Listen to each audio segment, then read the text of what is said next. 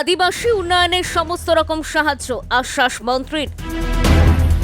মুকুটমণিপুরে আদিবাসী মন্ত্রী ক্ষুদিরাম টুডুর বিশেষ বৈঠক। দীর্ঘ লড়াইয়ের পর এবার কি ফুটবে আশার আলো? তপশিলি জাতি আদিবাসী প্রাক্তন সৈনিক কৃষি বিকাশ শিল্প কেন্দ্রকে সম্পূর্ণ সহযোগিতার আশ্বাস মন্ত্রীর।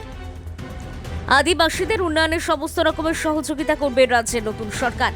রবিবার মুকুটমণিপুরের কংসাবতী ভবনে পশ্চিমবঙ্গ সরকারের আদিবাসী উন্নয়ন মন্ত্রী ক্ষুদিরাম টুডুর সঙ্গে এক বৈঠকে মিলিত হন তপশিলি জাতি আদিবাসী প্রাক্তন সৈনিক কৃষি বিকাশ শিল্প কেন্দ্রের সম্পাদক সৌমেন কোলে। বৈঠকে সংস্থার আগামী দিনের কার্যপ্রণালী নিয়ে আলোচনা হয়। কেন্দ্রীয় সরকারের আনা প্রকল্পের কাজ তপশিলি জাতি আদিবাসী প্রাক্তন সৈনিক কৃষি বিকাশ শিল্প কেন্দ্রের মাধ্যমে করানোর নির্দেশ দেয়। গত 15 বছর ধরে পশ্চিমবঙ্গের তৃণমূল সরকার সেই নির্দেশ উপেক্ষা করে সংস্থার সঙ্গে কোনো রকমের সহযোগিতা করেনি, ফলে সংস্থার কর্মীরা কর্মহীন হয়ে পড়ে। বর্তমানে রাজ্যে ডাবল ইঞ্জিন সরকার প্রতিষ্ঠিত হয়েছে। কেন্দ্র সরকারের নানা রকমের কাজের পূর্ণ সহযোগিতার আশ্বাস দেন আদিবাসী উন্নয়ন মন্ত্রী ক্ষুদিরাম টুডু মহাশয়। সেই ব্যাপারে পূর্ণ সহযোগিতার আশ্বাস দেন আদিবাসী উন্নয়ন মন্ত্রী ক্ষুদিরাম টুডু। রবিবারের এই বৈঠকের ফলে সংস্থার সঙ্গে যুক্ত কর্মীদের দীর্ঘ লড়াই আশার আলো দেখতে পাবেন বলে জানালেন সংস্থার সম্পাদক সৌমেন কোলে। তিনি বলেন, এবার কর্মীরা দ্বিগুণ উৎসাহ নিয়ে কাজ করবেন। গত 15 বছর নবান্নের বিভিন্ন দপ্তরে দিল্লি থেকে চিঠি এলেও তৃণমূল সরকার কোনো গুরুত্ব দেয়নি। যেহেতু অনেক পুরনো কাজের নির্দেশ রয়েছে, তাই সংস্থার তরফে বর্তমান সরকারের সঙ্গে কাজ করতে কোনো বাধা রইল না। সংগঠন উন্নয়নমূলক কাজ করে, তো গত সরকারের আমলে অনেক কাজ আটকে গেছিল, কি বলবেন এই সরকারের আমলে? যেগুলো আটকে গেছে আমরা সেগুলোকে পুনরায় চালু করব, যাতে করে এই বিকাশ হোক। অর্থাৎ সেই মোদিজি বলেছেন যে সবকা সাথ সবকা বিকাশ সবকা প্রয়াস, সেই দৃষ্টিভঙ্গি নিয়ে এই সরকার এগিয়ে যাচ্ছে। এই যে ছোট ছোট আদিবাসী সংগঠনগুলো রয়েছে, তাদের সম্বন্ধে কি ভাবছেন? আদিবাসী সংগঠন মোটামুটি সমাজের নিয়ে তারা চিন্তা ভাবনা করবে। আমাদের সরকারের কাছে যদি তারা ডিমান্ড করে, আমরা সেটাকে ফুলফিল করার অবশ্যই সরকার থেকে চেষ্টা করব। কেন্দ্রের সাহায্য পাবেন?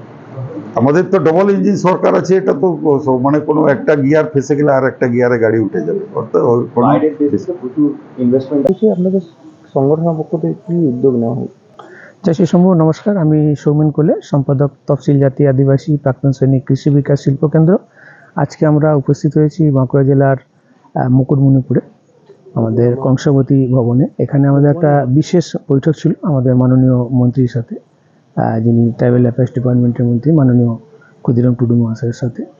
ওনার সাথে বিভিন্ন ডিসকাশন করা হয়েছে, যে সংগঠনের যে বিভিন্ন পিছনে ফেলে থাকা যে আটকে থাকা কাজগুলির ব্যাপারে আলোচনা হয়েছে, এবং উনি সেভাবে দৃষ্টিভঙ্গি দিয়ে নতুন সরকারের, আপনারা নিশ্চয়ই জানেন ডবল ইঞ্জিন সরকার চলছে, মানে পিছনে ফেলে আসা যত কাজ আছে যারই হোক না, শুধু আমাদের বলে নয়, সমস্ত কাজকেই কিন্তু বর্তমান সরকার প্রায়োরিটি দিচ্ছে বা প্রাধান্য দিচ্ছে।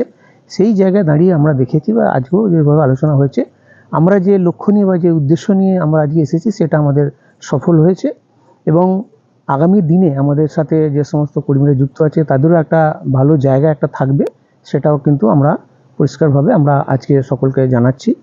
কি কি কাজ আমাদের? দেখুন, সংস্থা মূলত কাজ করে vermicompost, agriculture, fisheries, lac cultivation যেটা লাক্ষা চাষ বলা হয়, ডেয়ারির উপর আছে, বিভিন্ন কাজ আমরা আমাদের সংস্থার পক্ষ থেকে গোটা পশ্চিমবঙ্গেই করি। এবং তার পাশাপাশি অন্য রাজ্যেও কিন্তু আমাদের ছোট হলেও কাজটা শুরু হয়েছে, যেমন ঝাড়খণ্ডে আছে, উড়িষ্যা আছে, আসাম আছে। আগামী দিনে আরও কিছু রাজ্যে আমরা কাজটা শুরু করব। আপনার নাম? জয় শ্রী শম্ভু, নমস্কার। আমার নাম সৌমেন কোলে, সম্পাদক তফসিল জাতি আদিবাসী প্রাক্তন সৈনিক কৃষি বিকাশ শিল্প কেন্দ্র। ব্যুরো রিপোর্ট, নিউজ বঙ্গ লেখনী।